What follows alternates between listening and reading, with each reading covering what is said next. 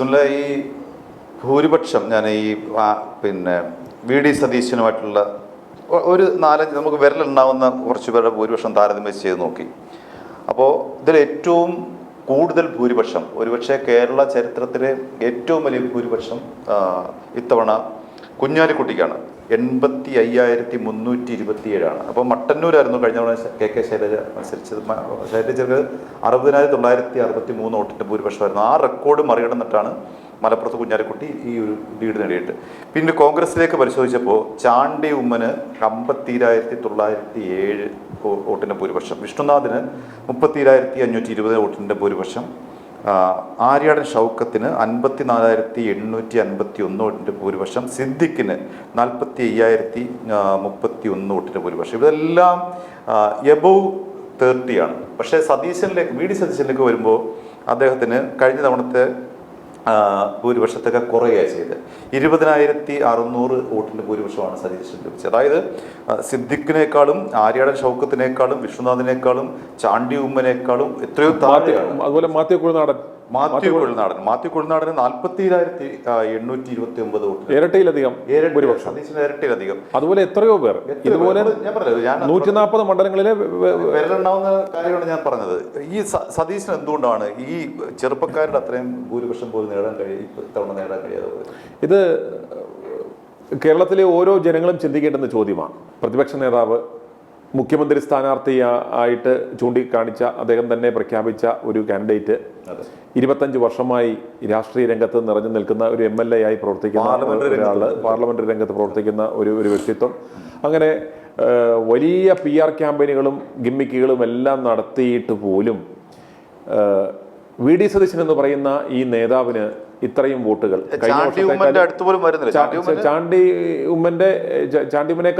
ചാണ്ടി ഉമ്മൻ ഇദ്ദേഹത്താൽ ഏതാണ്ട് 3 ഇരട്ടി വോട്ടുകൾ 50,907 വന്നു. അന്നേരം ആ ഒരു സാഹചര്യത്തിൽ മുൻ വർഷത്തെക്കാളും ഇദ്ദേഹത്തിന് ആ വോട്ട് നില കുറയുന്നു. ബാക്കിയുള്ള ഈ യുവ നേതാക്കന്മാർക്കടക്കം, ചെറുപ്പക്കാർക്ക് അടക്കം ഇത്രയും വലിയ ഒരു ജനപിന്തുണ കിട്ടുന്നുണ്ടെന്നെങ്കിൽ ഇതാണ് ഞങ്ങൾ ചൂണ്ടിക്കാണിക്കുന്ന ഒരു പോയിന്റ്. ഇത് ഈ ആക്ച്വലും റിയാലിറ്റിയും തമ്മിൽ യാതൊരു ബന്ധവുമില്ല എന്ന്. വി ഡി സതീശൻ്റെ ഈ PR ക്യാമ്പയിനാണ്. ആ PR ക്യാമ്പയിനിലൂടെ ഇൻഫ്ലേറ്റ് ചെയ്ത് നിൽക്കുന്ന ഒരു നേതൃത്വമാണ് ഇദ്ദേഹത്തിന് വേണ്ടി ഒരു ജനങ്ങൾ പോലും മറുപടി കൂട്ടുവാനില്ല. ആകെയുള്ളത് ഷിയാസ് മാത്രമാണെന്ന് നമ്മൾ മനസ്സിലാക്കണം. എറണാകുളം DCC ആയ സതീശൻ്റെ ആശ്രിതനായ ഇദ്ദേഹം മാത്രമേ ഇദ്ദേഹത്തിന് വേണ്ടി ഉറക്കെ ശബ്ദിക്കുവാനുള്ളൂ. അല്ലാതെ ഒരു ജനങ്ങൾ പോലും, ഒരു നേതാക്കന്മാർ പോലും ഈ വി ഡി സതീശന്. പക്ഷേ നമ്മൾ കണ്ടു മനസ്സിലാക്കേണ്ടുന്ന ഒരു കാര്യം, ഏറ്റവും അപകടകരമായ കാര്യം, നമ്മളിത് ആവർത്തിച്ച് പറയുവാൻ കാരണമെന്ന് പറയുന്നത്, ഇത്രത്തോളം സംവിധാനങ്ങളെ മാനിപ്പുലേറ്റ് ചെയ്തിട്ട് പോലും സതീശൻ എവിടെ നിൽക്കുന്നു? സതീശനേക്കാളും എത്രയോ ഇരട്ടി വോട്ടുകൾ ഈ മറ്റു നേതാക്കന്മാർക്ക്. 140 മണ്ഡലങ്ങളിലെ 5-6 പേരുടെ കാര്യമാണ് പറഞ്ഞത്. ഇവൻ മാത്യു കുഴൽനാടന് പോലും 40,000 ഇദ്ദേഹത്തെക്കാൾ ഇരട്ടിയിലധികം വോട്ടുകളുടെ ഭൂരിപക്ഷം അദ്ദേഹത്തിന് കിട്ടി എന്ന് പറയുമ്പോൾ ഇതാണ് യാഥാർത്ഥ്യം. ബാക്കിയെല്ലാം മാനിപ്പുലേഷനാണെന്നുള്ളത് ദയവ് ചെയ്ത് ഇവിടുത്തെ ജനങ്ങളെങ്കിലും മനസ്സിലാക്കണം. i2i ന്യൂസ് തുടക്കം മുതൽ തന്നെ നമ്മളൊരു നിലപാടിൽ ഈ വി ഡി സതീശൻ ആരാണ് എന്ന് പലരും ചോദിക്കും. നിങ്ങൾക്ക് വിഡിയോടുള്ള വിദ്വേഷം തീർന്നില്ലേ? തെരഞ്ഞെടുപ്പ് കഴിഞ്ഞില്ലേ? ഇതാ അദ്ദേഹം മുഖ്യമന്ത്രിയാകാൻ പോകുന്നു, അദ്ദേഹം പദവിയിൽ വന്നു കഴിഞ്ഞാൽ നിങ്ങളെ തീർത്ത് കളയും എന്നൊക്കെയുള്ള ഭീഷണികൾ മുഴങ്ങുന്നതിനിടയിലും ഞങ്ങൾ ആ തുടക്കം മുതലെടുത്ത ആ നിലപാടിൽ തന്നെ ഉറച്ചു നിന്ന് ഈ പറയുന്നതിൻ്റെ റീസൺ എന്ന് പറഞ്ഞാൽ, ഈ കാര്യങ്ങൾ ജനങ്ങളൊന്ന് മനസ്സിലാക്കണം. അല്ലെങ്കിൽ നിങ്ങളുടെ മനസ്സിലെങ്കിലും കുറിച്ചിട്ടേക്കണം. ഇന്നല്ലെങ്കിൽ നാളെ നിങ്ങൾക്ക് ഈ യാഥാർത്ഥ്യം മനസ്സിലാവും. ഇവിടെ സതീശൻ്റെ PR ഏജൻസികൾ കൊടുക്കുന്ന നറേറ്റീവ് അനുസരിച്ച് പാട്ടുകൾ പാടുന്ന, ചർച്ചകൾ സംഘടിപ്പിക്കുന്ന, അഭിപ്രായ സമന്വയങ്ങൾ രൂപീകരിക്കുന്ന ആ മാധ്യമങ്ങളുടെ ഇടയിൽ ഒറ്റപ്പെട്ട അല്ലെ വേറിട്ട ഒരു ശബ്ദമായി i2i ന്യൂസ് ഇത് പറയുവാൻ കാരണം ഇതാണ് സത്യം. ഇത്തരം യാഥാർത്ഥ്യങ്ങളൂടെ നിങ്ങളൊന്ന് ചിന്തിക്കണം. മറ്റുള്ള ഇവരുടെ നറേറ്റീവ് അനുസരിച്ചിട്ടുള്ള ചർച്ചകളും ഇവരുടെ ബിൽഡപ്പുകളും ഒക്കെ കാണുക. അതോടൊപ്പം തന്നെ ഈ യാഥാർത്ഥ്യങ്ങൾ നിങ്ങളുടെ മനസ്സിൻ്റെ ഒരു കോണിൽ ഇട്ടേക്കുക. ഇന്ന് ഏതാണ്ട് UDF വിജയം ഉറപ്പിച്ച സമയത്ത് രമേശ് ചെന്നിത്തല, അതേപോലെ തന്നെ KPCC അധ്യക്ഷൻ സണ്ണി ജോസഫ്, ഇവരുടെ ചേർത്ത് പത്രസമ്മേളനം നടത്തുകയുണ്ടായി. അപ്പോൾ അതിൽ വി ഡി സതീശനെ കാണാനില്ല. പിന്നീട് നമ്മൾ കാണുന്നത് മറ്റൊരു ചാനലിൽ ഏതാണ്ട് ഒരു 1/4 മണിക്കൂറോളം നീണ്ടു നിൽക്കുന്ന വളരെ വിപുലമായ ഒരു ഇൻ്റർവ്യൂ ആണ് ഒറ്റയ്ക്ക്. അതും ഇപ്പോൾ ഒരു PR തുടർച്ചയെന്ന് വേണമെങ്കിൽ പറയാൻ പറ്റും. ഈ അവസാന നിമിഷത്തിൽ യാതൊരു സംശയവും വേണ്ട, വി.ഡി. സതീശന്റെ ആ PR ക്യാമ്പയിൻ്റെ ഒരു തുടർച്ചയാണ്. കാരണം ഇതെല്ലാം വളരെ മെറ്റിക്കുലസ്ലി പ്രീമെഡിറ്റേറ്റഡ് പ്രീ പ്ലാൻഡ് ബിൽഡപ്പുകളാണ്. ആദ്യം നടത്തിയ പ്രത്യക്ഷമായ പുള്ളി കാണാനില്ല. അതെ, അന്നേരം അതെ നമ്മൾ മനസ്സിലാക്കേണ്ട കാര്യം, ഇവിടുത്തെ ഏറ്റവും കൂടുതൽ റീച്ചുള്ള പ്രചാരമുള്ള പത്രങ്ങളും ചാനലുകളും അടക്കം വിലക്കെടുത്തിരിക്കുകയാണ്. അന്നേരം ഓർക്കുക, ഈ തെരഞ്ഞെടുപ്പ് ഫലപ്രഖ്യാപനവുമായി ബന്ധപ്പെട്ട വാർത്തകൾ വരുന്നു, പലതരത്തിലുള്ള വാർത്തകൾ വരുമ്പോൾ ഏറ്റവും റീച്ചുള്ള ഒരു ചാനലിലൂടെ നേരത്തെ തയ്യാറാക്കിയ തിരക്കഥ അനുസരിച്ചിട്ട് ഒരു 3/4 മണിക്കൂർ ദൈർഘ്യമുള്ള ഒരു എക്സ്ക്ലൂസീവ് ഇൻ്റർവ്യൂവാണ്. അന്നേരം ആ ഇൻ്റർവ്യൂവിലൂടെ അവർ പറഞ്ഞു വെക്കുന്നത്, ആ മാധ്യമം വേറെ ഒന്നുമല്ല, നമുക്കത് പറയാനും മടിയില്ല, ആ മാധ്യമം ഏഷ്യനെറ്റാണ്. ഏഷ്യനെറ്റ് തുടക്കം മുതൽ തന്നെ വി.ഡി. സതീശന് വേണ്ടി രാപകലില്ലാതെ ഓവർ ടൈം പണിയെടുക്കുന്നത് നമുക്കെല്ലാവർക്കും അറിയാവുന്ന കാര്യമാണ്. ഇന്നും അതുപോലെ അതിൻ്റെ തുടർച്ചയായി വിനു വി. ജോൺ ഇദ്ദേഹവുമായിട്ടൊരു ഇൻ്റർവ്യൂ നടത്തുക. ആ ഇൻ്റർവ്യൂവിലൂടെ ഇദ്ദേഹം പറഞ്ഞു വെക്കുന്നത്, ഏഷ്യനെറ്റിലൂടെ ക്രിയേറ്റ് ചെയ്യുന്ന ഒരു ടാഗ് ലൈൻ എന്ന് പറയുന്നത് UDFൻ്റെ ക്യാപ്റ്റനോ UDFൻ്റെ നായകനെന്നോ. അന്നേരം അത്തരത്തിലുള്ള ഒരു ടൈറ്റിൽ കൊടുത്ത് ഏഷ്യനെറ്റ് അപ്രകാരം ഒരു ടൈറ്റിൽ നൽകി ഇദ്ദേഹത്തെ ക്യാപ്റ്റനാക്കുകയാണ്, ക്യാപ്റ്റനാക്കി അവരോധിക്കുകയാണ്. അന്നേരം ഇതിലൂടെ സാധാരണ ജനങ്ങളെ സംബന്ധിച്ചിടത്തോളം ഇത്തരത്തിലുള്ള ചാനലുകളിലൂടെ ഈ ഇൻ്റർവ്യൂവും വാർത്തയും അതിൻ്റെ താഴെ ഇവരുടെ PR ഏജൻസികൾ എഴുതി വിടുന്ന കമൻറ്റുകളും ഒക്കെ കാണുമ്പോൾ ജനങ്ങൾക്കൊരു തോന്നലുണ്ടാകും, ഇയാളാണ് യഥാർത്ഥ ക്യാപ്റ്റൻ. മൊത്തവും ആളുകളുടെയും ഒരു ട്രെൻഡ് എന്ന് പറയുന്നത് ഇയാളോടൊപ്പമാണ്, ജനങ്ങളുടെ മുറവിളിയാണ് ഈ താഴെ കാണുന്നത്, ഇതൊരു ജനവികാരമാണ് എന്ന രീതിയിൽ ഒരു ആർട്ടിഫിഷ്യലായിട്ട് ക്രിയേറ്റ് ചെയ്യുന്ന ക്യാമ്പയിനാണ്. അപ്പോൾ ഞാൻ വി.ഡി. സതീശൻ അനുകൂലി എന്ന നിലയ്ക്ക് ഞാൻ വി.ഡി. സതീശൻ്റെ ആ ഒരു ആംഗിൾ ഒന്ന് പരിശോധിച്ചാൽ, വി.ഡി. സതീശൻ പറഞ്ഞത് ശരിയായി വന്നു എന്ന് കാണാം. കാരണം ഈ പറയുന്ന വനവാസത്തിന് പോകും, ഇത്ര സീറ്റ് കിട്ടിയില്ലെങ്കിൽ UDFന് ഇത്ര കിട്ടിയില്ലെങ്കിൽ ഇതൊക്കെ യഥാർത്ഥത്തിൽ വി.ഡി. സതീശൻ്റെ കഴിവായിരുന്നോ അതോ ഒരു പിണറായി വിരുദ്ധ തരംഗത്തിൻ്റെ ഭാഗമായിട്ട് ഉയർന്നു വന്ന 102 സീറ്റുകളാണോ UDF ലഭിച്ചത്? ഇപ്പം നമ്മൾ തുടക്കം മുതൽ തന്നെ പറയുന്നുണ്ട്, ഇതൊരു UDF തരംഗമല്ല. UDF നമ്മൾ മനസ്സിലാക്കേണ്ടത്, UDF തരംഗം എന്ന് പറയുമ്പോൾ ഒരു UDF തരംഗം എങ്ങനെ ഉണ്ടാകുന്നത്? അതായത് വളരെ സുസജ്ജമായ ഒരു മുന്നണി സംവിധാനമുള്ള ഒരു പാർട്ടി, ഒരു ഐഡിയൽ, അതിനകത്ത് കറക്റ്റ് ഒരു കേഡർ സംവിധാനത്തോടുകൂടി എണ്ണയിട്ട മെഷീൻ പോലെ പ്രവർത്തിക്കുന്ന ഒരു സംവിധാനം, ഒരു യൂണിറ്റി ഓഫ് കമാൻഡ്. മുകളിലുള്ള നേതാവ് പറയുന്നതനുസരിച്ച് ഒരു മെയിൻ സ്വിച്ച് ഓണും ഓഫും ആക്കുമ്പോൾ അതെങ്ങനെ ഓണാകുന്നു ഓഫാകുന്നു എന്ന പോലെ ഒരു എണ്ണയിട്ട മെഷീൻ പോലെ ആ പാർട്ടി സംഘടനാ സംവിധാനത്തെ കൈപ്പിടിയിൽ ഒതുക്കുന്ന ഒരു നേതാവ്. അന്നേരം അതൊരു ഏകാധിപതിയല്ല, അങ്ങനെയുള്ള നല്ല ഒരു അലൈൻമെന്റ് ഉള്ള ഒരു സംവിധാനമാവണം. ഈ സംവിധാനമാണോ? തിരുവനന്തപുരത്ത് നോക്കുക, DCC ഒരു അധ്യക്ഷനുണ്ട് ഇവിടെ. അന്നേരം പല സംവിധാനങ്ങളും വളരെ വളരെ പൂറായിട്ടുള്ള ഒരു സംഘടനാ സംവിധാനങ്ങൾ ഉള്ള ഈ പ്രസ്ഥാനം, അതുപോലെ തന്നെ ഒരു യൂണിറ്റി ഓഫ് കമാൻഡിനകത്തുണ്ടോ? കേന്ദ്ര നേതൃത്വം അല്ലെങ്കിൽ ഹൈക്കമാൻഡ് എന്ന് പറയുമ്പോൾ ജനങ്ങൾ പോലും ചിരിക്കുന്ന ഒരു അവസ്ഥയാണ്.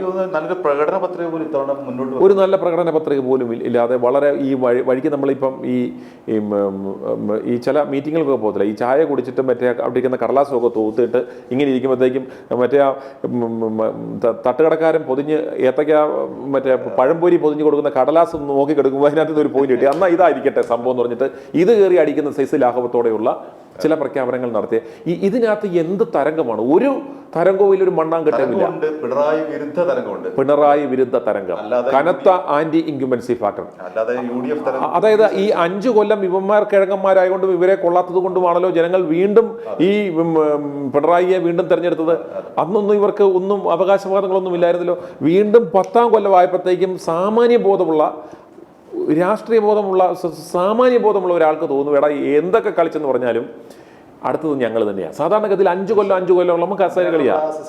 അന്നേരം ഈ 10 കൊല്ലം കൂടെ കിട്ടിയപ്പോഴത്തേക്കും പിണറായി അങ്ങ് പൂന്ത് വിളയാടി പരമാവധി വെറുപ്പിക്കലിന്റെ അങ്ങേയറ്റമായപ്പോഴത്തേക്കും സംസ്ഥാനത്ത് കനത്ത ഭരണകൂട വിരുദ്ധ വികാരമുണ്ട്. അതറിയാവുന്ന ഒരു സാമാന്യ ബോധമുള്ള ഒരുത്തൻ ചുമ്മാ ദാവടി എന്തെങ്കിലും മുടക്കുണ്ടോ? എന്തെങ്കിലും ഒരു ഡീറ്റെയിൽസോ കാര്യകാര്യ പ്രസക്തമായ കാര്യങ്ങൾ സഹിതവും ചൂണ്ടിക്കാട്ടുകയല്ല, വിസ്മയം കാണും. UDF 100ൽ പരം സീറ്റുകളുമായി മിന്നും വിജയമുണ്ടാകും. എന്നിട്ട് ആരോ ചോദിച്ചപ്പോൾ ആ വന്ന ഇതിന് ഫ്ലോയ്ക്ക് അയാൾ ഞാൻ അല്ലെങ്കിൽ രാഷ്ട്രീയ വനവാസത്തിന് പോകുമെന്നും പറഞ്ഞു. പിന്നീട് മാധ്യമങ്ങൾ അതിനെ കളയാതെ വീണ്ടും എടുത്ത് ഓർപ്പിച്ച് പോയി. പിണറായി വിജയൻ വെറുപ്പിക്കൽ ശക്തമായി തുടർന്നുകൊണ്ടേ ഇരുന്നു. ഈ ഭരണകൂട വിരുദ്ധം ഓരോ ദിവസവും ആളിക്കത്തി അത് അവസാനം ശബരിമല സ്വർണ്ണ കൊള്ളയും എത്തി. അങ്ങനെ അതിൻ്റെ ഏറ്റവും കുറ്റിച്ചയിലെത്തി നിൽക്കുന്ന സമയത്താണ് ഈ തെരഞ്ഞെടുപ്പ് നടക്കുന്നത്. അന്നേരം സ്വാഭാവികമായിട്ടും നിർത്തിയ കാൻഡിഡേറ്റുകൾ നോക്കുക. ആ നിർത്തിയ ഓൾമോസ്റ്റ് എല്ലാ കാൻഡിഡേറ്റുകളും ജയിക്കുന്ന ഒരു അവസ്ഥ ഇവിടെ ഉണ്ടായി. സ്വാഭാവികമായിട്ടും നമ്മൾ തുടക്കം മുതലേ പറഞ്ഞിരുന്ന കാര്യമാണ്, ആ സ്ഥാനാർത്ഥി നിർണയ ചാർട്ടറിൽ KC നിർദ്ദേശിച്ച അല്ലെങ്കിൽ ആ ഒരു സ്ഥാനാർത്ഥി നിർണയ പട്ടികയിൽ വളരെയേറെ ശ്രദ്ധ ചെലുത്തിയ ഇൻഫ്ലുവൻസ് നടത്തിയ ഒരാൾ KC ആണെന്നാണ്. അന്നേരം ആ സ്ഥാനാർത്ഥികൾ വിജയിച്ചു എന്ന് പറഞ്ഞാൽ അതിനർത്ഥം ആ സ്ഥാനാർത്ഥി നിർണയം ശരിയായി എന്നാണ്. അന്നേരം ആ സാഹചര്യം നോക്കുമ്പോഴത്തേക്കും അതിന് ആ സ്ഥാനാർത്ഥികളെ നിർത്തിയ ആൾ എന്ന നിലയ്ക്ക് ഒരു സാധ്യത, അതുപോലെ തന്നെ ഇവർക്ക് വേണ്ടുന്ന ഫണ്ട് ഒടുക്കി കൊടുത്ത ആളെന്ന നിലയ്ക്ക് സാധ്യത. അന്നേരം ഈ സാധ്യതകളെല്ലാം അട്ടിമറിക്കാനുള്ള തരത്തിലുള്ള ഒരു യഥാർത്ഥത്തിൽ ഒരു വിപ്ലവം അല്ലെങ്കിൽ ഒരു പൊതുജന വൈരാഗ്യം ആളിക്കത്തിക്കുവാനുള്ള ഒരു ശ്രമമാണ് ഈ ബിനു ബി ജോൺ ഏഷ്യാനെറ്റിലൂടെയും മറ്റു മാധ്യമങ്ങളിലൂടെയും ഇവർ ശ്രമിക്കുന്നത്. എന്താണെന്ന് ചോദിച്ചു കഴിഞ്ഞാൽ, ഇതിന് മൊത്തം പണിയെടുത്തവൻ VD സതീശനാണ്. VD സതീശൻ്റെ ഒറ്റ ക്യാപ്റ്റൻ്റെ ഒരു നേതൃത്വ മികവ് കൊണ്ടാണ് ഇപ്രകാരം ഒരു നേട്ടമുണ്ടായത്. അന്നേരം ഇത് VD സതീശന് അർഹതപ്പെട്ട ഒരു ഇതാണ്. അന്നേരം അതിനെ അട്ടിമറിക്കുവാനായിട്ട് ഉള്ള ഒരു ശ്രമമാണ് എന്നൊക്കെ തരത്തിലേക്കുള്ള ഒരു നെറേറ്റീവ് ഉണ്ടായി കഴിയുമ്പോഴത്തേക്കും സ്വാഭാവികമായിട്ടും ഇവിടെ എന്താ പറയുന്നത്, ഒരു സംഘർഷാവസ്ഥ ഇവിടെ അറിഞ്ഞോ അറിയാതെയോ ഉണ്ടാവും. ഒരു ടഗ് ഓഫ് വാർ ഉണ്ടാവും. അപ്രകാരം ഒരു ടഗ് ഓഫ് വാർ ഉണ്ടായാൽ ഇവർ വീണ്ടും ഈ PR ഏജൻസികൾ കയ്യിലിരിക്കുക, മാധ്യമങ്ങൾ കയ്യിലിരിക്കുക, അന്തിച്ചർച്ചക്കാരന്മാരിരിക്കുക. ഇന്ന് കണ്ടോണം, ഇന്ന് രാത്രി തൊട്ട് ഈ ഡെയിലി വേജസുകാരായ ഈ അന്തിച്ചർച്ചക്കാരന്മാർ ഓവർ ടൈം പണി തുടങ്ങും. VDക്ക് വേണ്ടിയുള്ള മറുപടിയന്മാർ കൂട്ടി തുടങ്ങും. ഈ മാധ്യമങ്ങൾ സ്പെഷ്യൽ റിപ്പോർട്ടുകൾ ഇയാൾക്ക് വേണ്ടി അങ്ങനെ ഇത്രയും ദിവസം എങ്ങനെയാണോ കേരളം സാക്ഷ്യം വഹിച്ചത് അതുപോലെ അതിലും മാരകമായ വേർഷൻ PR-കൾക്ക് നിർത്തിവെച്ചിരുന്ന പല ഡോക്യുമെൻ്ററികളും പല വീഡിയോകളും ചർച്ചകളും എല്ലാം ഇനി 1-2 ദിവസങ്ങൾ കൊണ്ട് ഇവന്മാർ പമ്പ് ചെയ്യും. ഇതിൻ്റെ ഉദ്ദേശം എന്ന് പറയുന്നത് സംഭവം ഞാൻ പറഞ്ഞല്ലോ, ആ സോഷ്യോപാത്തിൻ്റെ ഒരു മാനസികാവസ്ഥ എന്ന് പറഞ്ഞാൽ എങ്ങനെയും വിജയിക്കുക, അതിനെന്തും മാർഗം സ്വീകരിക്കുക. പക്ഷേ യാഥാർത്ഥ്യം ഇതാണ്. ITV ന്യൂസ് തുടക്കം മുതൽ തന്നെ പറയുന്ന ഞങ്ങളുടെ ആ നിലപാടിൽ ഉറച്ചു നിന്നുകൊണ്ട് പറയുകയാണ്, ഒരു വ്യത്യസ്ത നിലപാട് സ്വീകരിച്ചുകൊണ്ട് ഞങ്ങൾ പറയുകയാണ്, ഇതാണ് യാഥാർത്ഥ്യം. ഇത് സതീശൻ്റെ എന്ന് പറയുന്ന ഒരു വ്യക്തിയുടെ മാത്രം മിടുക്കല്ല. ഇതിൻ്റെ സകല ക്രെഡിറ്റും സകല അംഗീകാരവും അവാർഡും കൊടുക്കേണ്ടത് പിണറായി വിജയൻ എന്ന മനുഷ്യനാണ്. അയാൾ 10 കൊല്ലം കഷ്ടപ്പെട്ട് വെറുപ്പിച്ചുണ്ടാക്കി കൊടുത്ത ഒരു നേട്ടമാണ് ഇത്. കഴിഞ്ഞ തവണ സതീശനെതിരെ എപ്പോഴും ഉയരുന്ന ഒരു ആരോപണം, ഹൈക്കമാൻഡിനെ മറികടന്നുകൊണ്ട് ഒരു സ്വേച്ഛാധിപതിയെ പോലെ പെരുമാറുന്നു, ഏകാധിപതിയെ പോലെ പെരുമാറുന്നു. ഇപ്പോൾ അതിനൊരു ഉദാഹരണം, മൂകാംബിയ യാത്രയുമായിട്ട് ബന്ധപ്പെട്ട് അവിടുത്തെ ഒരു ബിസിനസ് മാനും അതേപോലെ തന്നെ JDS-ൻ്റെ മുൻ MLA-യുമായിട്ടുള്ള ഒരാളെ പോയി കാണുന്നു. അയാളുടെ വീട്ടിൽ പോയിട്ട് അതിഥിയാകുന്നു. അവസാന നിമിഷം വരെയും അത് ഹൈക്കമാൻഡ് അനുവദിച്ചൊരു യാത്രയായിരുന്നില്ല. മംഗലാപുരത്തെ കോൺഗ്രസ് നേതാക്കൾ അതിനെതിരായിട്ട് പരസ്യമായിട്ട് രംഗത്ത് വന്നില്ലെങ്കിൽ പോലും അവർക്കുള്ള അമർഷമുണ്ട്. അവർ അത് ഹൈക്കമാൻഡിന് പരാതി കൊടുത്തു എന്ന് പറഞ്ഞു. കേരളത്തിലെ ഒരു നേതാക്കളെ അറിയിക്കാതെയാണ് ആ ഒരു യാത്ര നടത്തിയത്. ഇത്തരത്തിൽ ഹൈക്കമാൻഡിനെ പോലും ലംഘിക്കുന്ന തരത്തിലേക്ക് സതീശൻ എത്തി എന്ന് വേണമെങ്കിൽ പറയാൻ കഴിയുമോ? അത് സതീശൻ വെറുതെ ഒരു ഗട്ട് ഫീലിങ്ങിൻ്റെയോ ഒരു തോന്നലിൻ്റെയോ പുറത്ത് പോകുന്നതല്ല. നമ്മൾ പലതവണ ആവർത്തിച്ച് പറഞ്ഞിട്ടുണ്ട്, ഇന്ന് കോൺഗ്രസിനെ നയിക്കുന്നത് അല്ലെങ്കിൽ നിയന്ത്രിക്കുന്നത് ഹൈക്കമാൻഡല്ല, ഒരു കർണാടക ലോബിയാണ് എന്ന് നിരവധി തവണ നമ്മൾ പറഞ്ഞിട്ടുണ്ട്. ഹൈക്കമാൻഡ് യഥാർത്ഥത്തിൽ ഇത് ഫംഗ്ഷനിങ് അല്ല, ഇത് പേര് മാത്രമേ ഉള്ളൂ, ഒരു ആലങ്കാരിക പദപ്രയോഗം മാത്രമാണ്. ഇന്ന് ഈ കോൺഗ്രസിനെ നിയന്ത്രിക്കുന്നതും നയിക്കുന്നതും ഈ കർണാടക ലോബിയാണ്. മല്ലികാർജുൻ ഖാർഗെയുടെ മരുമകൻ രാധാകൃഷ്ണ ദൊഡ്ഡാമണി, അതുപോലെ തന്നെ മന്ത്രി ജോർജ്, അതുപോലെ തന്നെ രാഹുലിൻ്റെ സഹോദരി പ്രിയങ്കയുടെ ഭർത്താവ് വധര, അതുപോലെ തന്നെ നമ്മുടെ പത്തനംതിട്ടയിലെ ആന്റണി ഉൾപ്പെടെയുള്ള ഒരു ഉപജാപക സംഘമുണ്ട്. ഇവരാണ് യഥാർത്ഥത്തിൽ ഇന്ന് കോൺഗ്രസ് പ്രസ്ഥാനത്തെ നിയന്ത്രിക്കുന്നത്. ഇവരുടെ കടുത്ത നിയന്ത്രണത്തിലാണ് ഇന്ന് ഈ പാർട്ടി പോകുന്നത്. അന്നേരം അതുകൊണ്ട് തന്നെ ഈ കർണാടക ലോബിയുടെ ശരിക്കും ഒരു എക്സ്റ്റൻഡഡ് ആമായിട്ട് അവരുടെ ഒരു നോമിനിയാണ് സതീശൻ. അന്നേരം സതീശൻ മുന്നിൽ നിർത്തി കഴിഞ്ഞാൽ ഇവരുടെ പിന്നിലുള്ള ശരിക്കും മാഫിയ സംഘത്തിന് ഇതിൻ്റെ നിയന്ത്രണം ഏറ്റെടുക്കാൻ പറ്റത്തുള്ളൂ. അന്നേരം അവർ പരമാവധി ആ ഒരു സഹായം എനിക്ക് ആവശ്യം, വേണ്ടുന്ന സമയം ഇതാണ്, വെടിയരുത് എന്ന ഒരു അഭ്യർത്ഥനയുമായി അദ്ദേഹം പോയതാണ്. അന്നേരം ഇപ്രകാരം ഒരു സന്ദർശനം കൂടിക്കാഴ്ച നടത്തുമ്പോൾ ഇദ്ദേഹത്തെ എതിർക്കുന്നവർക്ക് കൃത്യമായ ഒരു സന്ദേശം നൽകും. ഇത് സതീശൻ വിചാരിച്ചാൽ ഇത് രഹസ്യമായിട്ട് നടത്താൻ പറ്റും. ഇപ്രകാരം ഒരു സന്ദർശനം ഞാൻ നടത്തി, അതിനെന്താണ് എന്ന് എന്നെ ആര് ചോദ്യം ചെയ്യും എന്ന ചങ്കൂറ്റത്തോടു കൂടിയാണ് സതീശൻ പോകുന്നത്. സുനിൽ, അവിടെ ശ്രദ്ധിക്കേണ്ട കാര്യം, അദ്ദേഹത്തിന്റെ കൂടെ പോയത് റെജി എന്ന് പറയുന്ന ആൾ മാത്രമാണ്. അത് അല്ലാതെ കോൺഗ്രസ് നേതാക്കളാരും പ്രധാനപ്പെട്ട നേതാക്കളാരും തന്നെ ഉണ്ടായിരുന്നില്ല, അണികളുണ്ടായിരുന്നില്ല. അവിടെ അദ്ദേഹത്തെ മംഗലാപുരം വിമാനത്താവളത്തെ സ്വീകരിക്കാനും അവിടുത്തെ കർണാടകയിലെ അല്ലെങ്കിൽ ഇവിടുത്തെ ഏതെങ്കിലും അണികളോ നേതാക്കളോ ആരും ഉണ്ടായിരുന്നില്ല. ആ ഒരു യാത്ര വളരെ ദുരൂഹമല്ലേ? ഞാൻ പറഞ്ഞില്ല, ഒന്നെന്ന് പറഞ്ഞാൽ നമ്മൾ മനസ്സിലാക്കേണ്ടത് ഇവർക്ക് ഈ ഫണ്ടിന്റെ സോഴ്സ് എന്താണ്. ഇത്രയും വലിയ ഫണ്ടുകളുടെ സോഴ്സ് എന്ന് പറഞ്ഞാൽ ഇന്നെന്ന് പറഞ്ഞാൽ ഈ പറഞ്ഞ ഖനി മാഫിയ, അതുപോലെ സ്വർണം പൊട്ടിക്കൽ സംഘം, സ്വർണ്ണ ബിസ്ക്കറ്റ്, സ്വർണ്ണ കടത്ത് സംഘം, റിയൽ എസ്റ്റേറ്റ്, രാജ്യത്തെ ഏറ്റവും പ്രമുഖമായ റിയൽ എസ്റ്റേറ്റ് ഭൂമി മാഫിയ ഇടപാടുകൾ നടത്തുന്ന കേരളം. അന്നേരം കേരളത്തിലും ഒരു ഭരണം കിട്ടുന്ന പക്ഷം ഇവിടുത്തെ ആ ബിസിനസ് സാധ്യതകൾ നമ്മുടെ കാക്കനാടൊക്കെ കേന്ദ്രീകരിച്ചിട്ടുകൊണ്ടുള്ള വമ്പൻ പദ്ധതികളുടെ ഇവരുടെ പൈപ്പ് ലൈനിലുണ്ട്. അന്നേരം ഇങ്ങനെയൊക്കെയുള്ള സാഹചര്യത്തിൽ വരുമ്പോഴത്തേക്കും ഇവർക്ക് കൃത്യമായിട്ട് ഒരു അജണ്ടയുണ്ട്. അന്നേരം ഇദ്ദേഹത്തെ സംബന്ധിച്ചിടത്തോളം ഇദ്ദേഹത്തിന് ആ ഒരു അഷുറൻസും ഉറപ്പും കിട്ടിയിട്ടുണ്ട്. അന്നേരം അതുകൊണ്ട് തന്നെയാണ് ഈ പറയുന്ന രാഹുൽ ഗാന്ധിയെ അടക്കം വെല്ലുവിളിച്ചുകൊണ്ട് ഈ ഒരു ഉപജാപക ഒരു ലോബിയിങ്ങിന് ഏറ്റവും അവസാനം ഈ തെരഞ്ഞെടുപ്പ് ഫലപ്രഖ്യാപനത്തിന് 2-3 ദിവസം മുൻപാണ് പോയി കാണുന്നത്. ഏറ്റവും അവസാനം എന്തെങ്കിലും അതൊരു സന്ദേശമാണ്, അദ്ദേഹം നൽകുന്ന ഒരു സന്ദേശമാണ്. കാരണം അന്നേരം അതിലൂടെ എന്ന് പറഞ്ഞാൽ എന്നെ എതിർക്കാൻ പറ്റുന്നവർ എതിർക്കൂ, ഞാൻ പോയി. അത് രഹസ്യമായിട്ട് സന്ദർശനം നടത്താൻ വേണേൽ അദ്ദേഹത്തിനാകാം. ഒരു മനുഷ്യൻ ഇരിച്ചെവി അറിയാതെ നടത്താനുള്ള കഴിവൊക്കെ ഇല്ലാത്ത ആളല്ല വി.ഡി. സതീശൻ. അന്നേരം ഇതെന്ന് പറയുന്നത് ഇപ്രകാരം ഈ സന്ദർശനം നടത്തി ഈ വാർത്ത തന്നെ ഇദ്ദേഹം ക്രിയേറ്റ് ചെയ്ത് വെളിയിൽ വിട്ടുക എന്ന് പറഞ്ഞാൽ അതൊരു സന്ദേശമാണ്, കോൺഗ്രസിലെ മറ്റുള്ള ആളുകൾക്ക് നൽകുന്ന ഒരു സന്ദേശമാണ്. ഞാൻ കാണാൻ പോകുന്ന ആരെ ആണെന്ന് കണ്ടു, ഇതാ ഞാൻ പോകുന്ന ആളെ, ഇതാണ് എൻ്റെ പിൻബലം എന്ന് ഇദ്ദേഹം വിളിച്ചു പറയുകയാണ്. അന്നേരം ഇവർക്ക് മറ്റുള്ളവർക്ക് അതിനെ റെസിസ്റ്റ് ചെയ്യാനുള്ള ഒരു കേപ്പബിലിറ്റി ഇപ്പോൾ ഇല്ല. JDS NDAയുടെ ഘടകകക്ഷിയാണ്, കോൺഗ്രസിന്റെ പോലും അല്ല. അതായിരിക്കണം BJP നയിക്കുന്ന NDAയുടെ ഘടകകക്ഷിയുടെ നേതാവിനെയാണ്. അന്നേരം അതാ പറഞ്ഞ ഇതിൻ്റെയൊക്കെ ഈ പറഞ്ഞ ഇതിൻ്റെയൊക്കെ ഈ പാരാഫർണീലിയാൽ എവിടൊക്കെ ഏതൊക്കെ ഡയമെൻഷനിലേക്ക് പോകുന്നു എന്ന് ഞങ്ങൾ പറയുന്നില്ല, നിങ്ങൾ കാത്തിരുന്ന് കാണുക. ഞങ്ങൾ പറയുന്നതെന്ന് പറഞ്ഞാൽ പ്രേക്ഷകർക്ക് ഇവിടെയുള്ള പ്രധാനപ്പെട്ട സിൻഡിക്കേറ്റ് മാധ്യമങ്ങളെ വിലക്കെടുത്ത് ഇവർ നടത്തുന്ന ഈ PR ക്യാമ്പയിനുകൾ യഥാർത്ഥത്തിൽ ചർച്ച ചെയ്യേണ്ടുന്ന വിഷയമെന്ന് പറഞ്ഞാൽ ഇതുപോലെ പ്രമുഖനായ ഒരു നേതാവിന് ഇത്രയും പിന്നിലേക്ക് എന്തുകൊണ്ടുപോയി? കോൺഗ്രസിലെ സാധാരണ നേതാക്കന്മാർക്ക് പോലും 85,000, 65,000, 52,000 ഒക്കെ വോട്ട് ഭൂരിപക്ഷം കിട്ടുമ്പോൾ ഈ നേതാവിന് ഇത്രയും PR ചെയ്തിട്ടും എന്തുകൊണ്ട് പിന്നിലേക്ക് പോയി? ഇദ്ദേഹത്തിൻ്റെ വോട്ട് ഷെയർ എന്തുകൊണ്ട് കുറയുന്നു?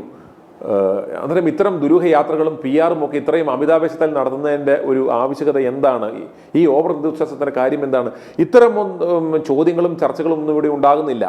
ഞങ്ങളാലാവുന്ന വിധം ഇത്തരം കാര്യങ്ങൾ ചർച്ച ചെയ്യുന്നു, പൊതുജനങ്ങളുടെ മധ്യേക്ക് ഇടുന്നു. ഇതെല്ലാം നിങ്ങളുടെ ഉള്ളിൽ ഉണ്ടാവണം. വരും ദിവസങ്ങളിൽ ഇത്തരം ചില ഉത്തരം കിട്ടാത്ത ചോദ്യങ്ങൾ, ചില സമസ്യകൾ നിങ്ങളുടെ ഉള്ളിലിട്ടേക്കുക. വരും ദിവസങ്ങളിൽ കാണുന്ന പല നാടകങ്ങളും, പൊറാട്ട നാടകങ്ങളും, ക്യാമ്പയിനുകളും ഒക്കെ കാണുമ്പോൾ ഇത് കൂട്ടി വായിക്കുമ്പോൾ നിങ്ങൾക്ക് കൃത്യമായ ഒരു ആൻസർ നിങ്ങൾക്ക് കിട്ടും. അതാണ് യഥാർത്ഥ ഒരു ഫാക്ട്സ്. അല്ലാതെ ഇത്തരം PR ക്യാമ്പയിനുകൾ അപ്പാടെ നിങ്ങൾ വിഴുങ്ങരുത്, വിശ്വസിക്കരുത് എന്ന് പറയുന്നതിന് വേണ്ടി മാത്രമാണ് ഞങ്ങൾ ഇന്നിപ്പോൾ ഇപ്രകാരം ഒരു ചർച്ച ഈ സമയത്തും നടത്തുന്നത്. സുനിൽ, അതുപോലെ മുഖ്യമന്ത്രി സ്ഥാനത്തേക്ക് വി.ഡി. സതീശൻ്റെ ഒരു സാധ്യത അടയുന്നു എന്ന നിലയിൽ വാർത്ത വരുന്നുണ്ട്. അത് എത്രത്തോളം വസ്തുതയുണ്ടാക്കാൻ? വി.ഡി. സതീശൻ്റെ സാധ്യത എന്ന് പറയുന്നത് ആ സാധ്യതയിൽ നമ്മൾ പറഞ്ഞു എന്തുകൊണ്ട് വി.ഡി. സതീശന് സാധ്യതയില്ല എന്ന് പറയുന്നതിൻ്റെ റിയലിസ്റ്റിക് ആയിട്ടുള്ള കാര്യങ്ങൾ നമ്മൾ പല എപ്പിസോഡുകളെ നമ്മൾ ചർച്ച ചെയ്തത് ആവർത്തിക്കേണ്ടതിൻ്റെ ആവശ്യമില്ല. അതാണ് ഫാക്റ്റ്. അന്നേരം ഈ UDF-ന് ഈ കേരളത്തിൽ ലഭിച്ച ഈ വിജയത്തിൻ്റെ ഏക പിതൃത്വം, ആ വിജയത്തിന്റെ ക്രെഡിറ്റ് എന്ന് പറയുന്നത് അത് UDF-ന്റെ ക്യാപ്റ്റനായിട്ട് സ്വയം അവരോധിച്ച അല്ലെങ്കിൽ PR ഏജൻസികളെ കൊണ്ട്, വിനോദ് ജോണിനെ കൊണ്ട് അപ്രകാരം ഒരു കിരീടം ചാർത്തിക്കൊടുത്ത വി.ഡി. സതീശൻ അല്ല എന്ന ഫാക്ട് നമുക്കും അറിയാം, നേതാക്കന്മാർക്കും അറിയാം. ഇദ്ദേഹത്തെക്കാളും വളരെയേറെ ഭൂരിപക്ഷം ലഭിച്ച നേതാക്കന്മാർ ഇവിടെ നിരവധി നേതാക്കന്മാർ ഇവിടെ ഉണ്ട്. അന്നേരം അതുപോലെയുള്ള ഒരു ആവറേജ് നേതാവ്, അതൊക്കെ മോശമെന്നല്ല പറയുന്നത്, ഈ നേതാക്കന്മാരെ പോലെ തന്നെയുള്ള ഒരു ആവറേജ് ഒരു നേതാവ് അയാളുടെ ആക്ച്വൽ കപ്പാസിറ്റിയിൽ നിന്നും ഇയാൾ സ്വയം സ്ട്രെച്ച് ചെയ്ത് ഇയാളൊരു ജൈജാൻറ്റിക് ഫിഗറായി ഞാനൊരു അസാധാരണ മനുഷ്യനാണ്, ഞാനാണ് പിണറായി പറയുന്നത് പോലെ ഞാനാണ് പാർട്ടി, ഞാനാണ് സ്റ്റേറ്റ് എന്ന ഒരു മനോഭാവത്തോടു കൂടി ഇദ്ദേഹം നിൽക്കുന്നത് വളരെ അപകടകരമായ പിണറായി സീസൺ 3-ലേക്കുള്ളൊരു പോക്കാണ് എന്ന് ഇതിൻ്റെ ഗതി മനസ്സിലാക്കാൻ കഴിവുള്ള പ്രവർത്തകർ എന്ന നിലയ്ക്ക് നമ്മൾ അതിനെ ഒരു വാർണിംഗ് സിഗ്നൽ നമ്മൾ നൽകുകയാണ് ചെയ്യുന്നത്. സുനിൽ കഴിഞ്ഞ ചർച്ചയിൽ പറഞ്ഞൊരു കാര്യത്തിൽ കുറച്ചുകൂടി വിശദീകരണം വേണമെന്ന് എനിക്ക് തോന്നുന്നുണ്ട്. കാരണം ഈ പിണറായി വിജയനും സതീശനും തമ്മിലുള്ള ഒരു ഡീലിനെ കുറിച്ച് സുനിൽ സൂചിപ്പിച്ച് പോവുക ചെയ്തത് ക്ലാരിറ്റി പ്രേക്ഷകർക്ക് വേണ്ടി വരും ഈ ഒരു ഘട്ടത്തിൽ. ഇന്ന് വളരെ രസകരമായ ഒരു പ്രസ്താവന ഇത് നടത്തുന്നത് കണ്ടു. അതായത് അദ്ദേഹം പത്രസമ്മേളനം നടത്തിയപ്പോൾ അദ്ദേഹം ആദ്യമേ എടുത്തു പറഞ്ഞൊരു കാര്യം, കഴിഞ്ഞ 5 കൊല്ലങ്ങൾ ഒരു ഹർത്താലോ ഒരു ബന്ധോ ഒരു പ്രതിഷേധമോ പണിമുടക്കോ പോലും നടത്താതെ നേടിയെടുത്ത വിജയം എന്നാണ് ഇദ്ദേഹം പറയുന്നത്. യഥാർത്ഥത്തിൽ അത് ഇദ്ദേഹത്തിന്റെ പരാജയം ഇദ്ദേഹം തന്നെ വിളിച്ചു പറയുകയല്ലേ ചെയ്തത്. ഒരു പ്രതിപക്ഷ നേതാവ് എന്ന നിലയ്ക്ക് പിണറായി വിജയന്റെ അല്ലെങ്കിൽ ആ ഭരണകൂടത്തിന്റെ അധ്യക്ഷനായ ആളുടെ ഒരു വാലാട്ടി, ഒരു ചെരുപ്പ് നക്കി, ഒരു ഇലനക്കിയായി, അയാളുടെ ഒരു ആശ്രിതനായി അയാൾ നൽകുന്ന ഏറ്റവും മുന്തിനം ഇന്നോവയിൽ കറങ്ങി നടക്കുക, അയാൾ നൽകുന്ന സുഖസൗകര്യങ്ങളിൽ വിരാജിക്കുക, അയാൾ വിളിച്ചു കൂട്ടുന്ന അത്താഴ വിരുന്നുകളിൽ പോയി ആ ഇല നക്കുക, ഇപ്രകാരമുള്ള ബഹുമാനപ്പെട്ട മുഖ്യമന്ത്രി എന്നും പറഞ്ഞ് ഒരു വിനീത ദാസനായി നിൽക്കുന്ന ഈ സതീശൻ കേരള സമൂഹത്തോട് പറയുന്നത് കഴിഞ്ഞ 5 കൊല്ലം ഈ പിണറായി വിജയൻ നടത്തിയ തീവട്ടിക്കൊള്ളകൾക്കെതിരെ. അങ്ങനെയാണെങ്കിൽ ഇദ്ദേഹം ഒരു കാര്യം കൂടെ പറയണം, ഈ കേരള സംസ്ഥാനത്തിൽ ഇവിടെ ഒരു അഴിമതി ഉണ്ടായിട്ടില്ല, ഏറ്റവും നല്ല മികച്ച ഭരണമാണ് ഇവിടെ കഴിഞ്ഞ 5 കൊല്ലം നടന്നത്. അന്നേരം ഏറ്റവും മാതൃകാപരമായ ഒരു ഭരണം നടത്തിയ പിണറായി വിജയനെതിരെ ഞങ്ങൾക്കൊരു പ്രതികരിക്കാനോ പ്രതിഷേധിക്കാനോ സംസാരിക്കാനോ പോലും ഉള്ളൊരു അവസരം ഉണ്ടായില്ല എന്ന് പറയുമ്പോൾ അത് പിണറായി വിജയനുള്ള ഒരു എൻഡോഴ്സ്മെന്റാണ്. ഇവിടെ അഴിമതിയും ഇവിടെ തട്ടിപ്പുകളും ഇവിടെ പക്ഷപാതപരമായ പ്രവർത്തനങ്ങളും ഉണ്ടെന്നുണ്ടെങ്കിൽ ഒരു പ്രതിപക്ഷ നിലയ്ക്ക് അവരതിനെ പ്രതികരിക്കുമായിരുന്നു. അന്നേരം ഇവിടെ അങ്ങനെയൊന്നുമില്ല, പ്രതിഷേധിക്കേണ്ടതിൻ്റെ ആവശ്യമില്ല എന്ന് പറയുന്ന പോലെ. അതായത് അന്നേരം ഇദ്ദേഹം പറയാതെ പറയുന്നത് എന്താ പറയുന്നത്, റേപ്പിനെ റെസിസ്റ്റ് ചെയ്യാൻ പറ്റാത്തത് കൊണ്ട് ഞങ്ങൾ ആ റേപ്പ് 5 കൊല്ലം ഞങ്ങൾ നന്നായി എൻജോയ് ചെയ്യുകയായിരുന്നു, കാരണം റെസിസ്റ്റ് ചെയ്യാനുള്ള കഴിവില്ല, പിണറായി വിജയൻ ഞങ്ങളെ 5 കൊല്ലം വിട്ട് റേപ്പ് ചെയ്യുകയായിരുന്നു, ഞങ്ങൾ അതിൽ വളരെ സന്തുഷ്ടരാണ് എന്നാണ് അയാൾ ഇന്ന് പറഞ്ഞത്. ഇതിൽ പരം കഴിവില്ലാത്ത ഒരു പ്രതിപക്ഷ നേതാവ് ഈ രാഷ്ട്രീയ കേരള ചരിത്രത്തിൽ ഉണ്ടായിട്ടില്ല. ഈ പിണറായി വിജയനെയും വി ഡി സതീശനെയും തമ്മിൽ ബന്ധിപ്പിക്കുന്ന ഒരു ഫോക്കസ് നിലവിലുണ്ട് എന്ന് കരുതുന്നുണ്ടോ? അതെ, ഉണ്ടോ? അത്തരത്തിലൊരു ഫോക്കസ് ഇവിടെ അപ്രകാരം ഒരു കോക്കസ് ഉണ്ട് എന്ന് ഞാനല്ല പറഞ്ഞത്. ഈ ഇടതുപക്ഷ പ്രസ്ഥാനത്തോടൊപ്പം സഹയാത്രികരായിരുന്ന ഈ സകല ഇത്തരം പരിപാടികൾക്കും കൂട്ടുനിന്ന നമ്മുടെ കണ്ണൂരിലെ നേതാക്കന്മാർ ഈ പാർട്ടി വിട്ട് അവർ പരസ്യമായി ബുക്കിലൂടെ പറഞ്ഞു, പരസ്യമായി പ്രസ്താവിച്ചു. ഈ ടി.കെ. ഗോവിന്ദൻ അടക്കമുള്ളവർ പറഞ്ഞു പിണറായി വിജയനെയും ഇടത് സർക്കാരിനെയും നിയന്ത്രിക്കുന്ന ഒരു ലോബിയുണ്ട്. ആ ലോബിയെക്കുറിച്ച് തന്നെയാണ് ഞാനും പറഞ്ഞത്. കാരണം പിണറായി വിജയൻ എന്ന് പറയുന്ന ഈ മുന്നിൽ നിർത്തുന്ന ഈ ഡെമ്മികൾ നമ്മുടെ നിലവിലുള്ള ഈ രാഷ്ട്രീയ സംവിധാനങ്ങളിൽ നമ്മൾ ഈ പുറത്ത് കാണുന്ന ഈ കതറും വിട്ട് ഈ മുന്നിൽ കിടന്ന് ഈ ചാടുന്ന ഈ കഥാപാത്രങ്ങൾ, ഇതൊരു ബാലയിലെ അഭിനേതാക്കളാണ്, സീസൺഡ് ആക്ടേഴ്സ്. അതിനകത്ത് ബഫൂണിന്റെ റോള് പ്ലേ ചെയ്യുന്നവനുണ്ടാവാം, നായകനുണ്ടാവാം, വില്ലനുണ്ടാവാം, സഹനടന്മാരുണ്ടാവാം. ഇതുപോലെ ഈ യഥാർത്ഥ ഭരണചക്രം തിരിക്കുന്ന മാഫിയകൾ പറയുന്ന താളത്തിനൊത്ത് തുള്ളുന്ന ചില അഭിനേതാക്കളെ മാത്രമേ നമ്മൾ ജനങ്ങൾ കാണുന്നുള്ളൂ. അന്നേരം ഇതിന്റെ പിന്നാമ്പുറത്ത് നടക്കുന്ന, തിരിശീലയുടെ പിന്നിൽ നടക്കുന്ന ആ കളികൾ നിയന്ത്രിക്കുന്ന അവരാണ്. അന്നേരം അത്തരം ഡീലുകളിൽ ഒന്ന് ഓർക്കുക, ഇവിടെ നടത്തിയേക്കുന്ന അത് ഏറ്റവും വലിയ ആയിരക്കണക്കിന് കോടിയുടെ നിർമ്മാണ പ്രവർത്തനങ്ങൾ കൊടുത്തിരിക്കുന്ന ആർക്കാ? ഊരാളുങ്കൽ സൊസൈറ്റിക്കാണ്. ഇവിടെ വേറെ സംവിധാനങ്ങളില്ല ഈ രാജ്യത്ത്. ഏറ്റവും കോമ്പറ്റന്റ് ആയിട്ടോ അല്ലെ ഏറ്റവും മികച്ച രീതിയിൽ കൺസ്ട്രക്ഷൻ നടത്തുന്നത് ഊരാളുങ്കലാണോ? അന്നേരം അപ്രകാരമുള്ള ഈ ഊരാളുങ്കലിന് കൊടുക്കുന്ന ആയിരക്കണക്കിന് കോടി രൂപയുടെ പദ്ധതികൾ ഒരു ഇവന്റ് നടത്തിയാൽ പോലും അത് അവസാനം വന്ന് വരുന്നത് ഊരാളുങ്കൽ സൊസൈറ്റി മുഖേന ഇവരുടെ സബ്ബായിട്ട് ഇവരുടെ ഏതെങ്കിലും ഉള്ള ആസ്മാദികൾക്ക് വരുന്ന അവസ്ഥ. ഇതിനൊക്കെ എതിരെ ഈ വി ഡി സതീശൻ എന്തെങ്കിലും പറഞ്ഞിട്ടുണ്ടോ? അതുപോലെ തന്നെ ക്യാമറ ഏറ്റവും വലിയ ഒരു അഴിമതി ഇടപാടായിരുന്നു ക്യാമറ. ആ ക്യാമറ ഇടപാട് UDF ഭരണത്തിൽ വന്നാൽ വീണ്ടും അത് കോടതിയിൽ എത്താതിരിക്കാൻ പറ്റാത്ത തരത്തിൽ അതിനെ ഹൈക്കോടതിയിൽ പൊളിച്ച് നശിപ്പിച്ച് ഹൈക്കോടതിയുടെ ശകാരം വരെ ഇയാൾ പോയി മേടിച്ചു. അതിന് അപ്രകാരം ഒരു അവസ്ഥ ഉണ്ടാക്കിയതാരാ? ഈ വി ഡി സതീശനാ. അതുപോലെ ഇവിടെ ഇത്രയും ഗുരുതരമായ ആരോപണങ്ങളും തട്ടിപ്പുകളും സ്വജനപക്ഷപാതവും കടമെടുപ്പും അതുപോലെ മദ്യനയങ്ങളും എല്ലാം ജനവിരുദ്ധമായ ആയിരക്കണക്കിന് കാര്യങ്ങൾ നടന്നപ്പോൾ അതിനെതിരെ ഒരു പ്രതിഷേധ സ്വരം പോലും ഈ വി ഡി സതീശൻ ഉണ്ടാക്കിയില്ല. തളിപ്പറമ്പ് മത്സരിച്ച് ജയിച്ച ടി കെ ഗോവിന്ദൻ പറഞ്ഞിട്ടുള്ളത് എം വി ഗോവിന്ദൻ അടക്കമുള്ളവർ ഇതിനകത്ത് കണ്ണികളാണ്. അപ്പോൾ അതിനെ അദ്ദേഹത്തെ പുറത്താക്കുകയും ഈ പാർലമെന്ററി വ്യാമോഹം കൊണ്ട് ആണ് ഇതൊക്കെ പറയുന്ന ഈ കുഞ്ഞിക്കണ്ണനായാലും കുഞ്ഞികൃഷ്ണനായാലും ടി കെ ഗോവിന്ദനായാലും അങ്ങനെയാണ് പാർട്ടി അവരെ ഡീൽ ചെയ്തത്. ഇത് ഇവർ പറയുന്ന സത്യമല്ല, ഇത്തരം ഒരു കോക്കസ് ഇല്ല, ഇത്തരം ഒരു സാമ്പത്തിക ശക്തി പാർട്ടിയിൽ ഇല്ല, യഥാർത്ഥത്തിൽ ഉണ്ട് എന്ന് തന്നെ അദ്ദേഹം പറയുകയും ജനങ്ങൾ അതിനെ അംഗീകരിക്കുകയും ചെയ്തതാണ് ആ ജനവിധി.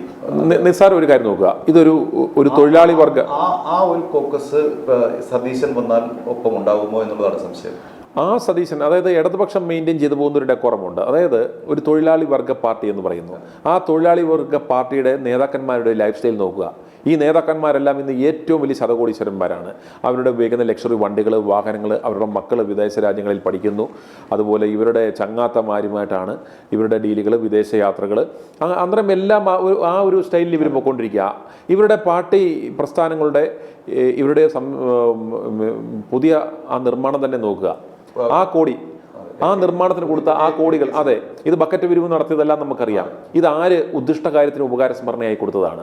അതുപോലെ മിഡിൽ ഈസ്റ്റ് ബേസ്ഡ് ആയിട്ടുള്ള ഈ മാഫിയകളുടെ ഇടനിലക്കാരനായി പ്രവർത്തിക്കുന്നത് ഈ വി ഡി സതീശനാണ്. അന്നേരം ഈ വി ഡി സതീശന് വേണ്ടി ഈ സുഡാപ്പികളും ജമാഅത്തെ ഇസ്ലാമിയും അടക്കം ഒന്നിച്ച് സതീശന് വേണ്ടി അവർ നിൽക്കുന്നു എന്ന് പറഞ്ഞാൽ അവരുടെ ഇൻട്രസ്റ്റ് സേഫ് ഗാർഡ് ചെയ്യുന്ന പിണറായിക്കിടയിലെ ഒരു മധ്യസ്ഥനാണ്, ട്രസ്റ്റഡ് ആയിട്ടുള്ള. കാരണം വർഷങ്ങളായിട്ട് ഈ ഡീല് നടത്തിക്കൊണ്ടിരിക്കുമ്പോൾ ഈ ഇടപാടുകളെ ട്രസ്റ്റഡും അവർക്ക് ഇനിയും തുടർന്ന് അങ്ങോട്ടുള്ള പരിപാടികൾക്ക് ഏറ്റവും കംഫർട്ടബിൾ ആയിട്ടുള്ള ഒരു പുതിയ ഒരാൾ ഒരു സ്ഥാനത്തേക്ക് വന്നാൽ ഒരു ജെല്ലായി വരണമെങ്കിൽ അത് ചിലപ്പോൾ ഒരു ടൈം തന്നെ എടുക്കും.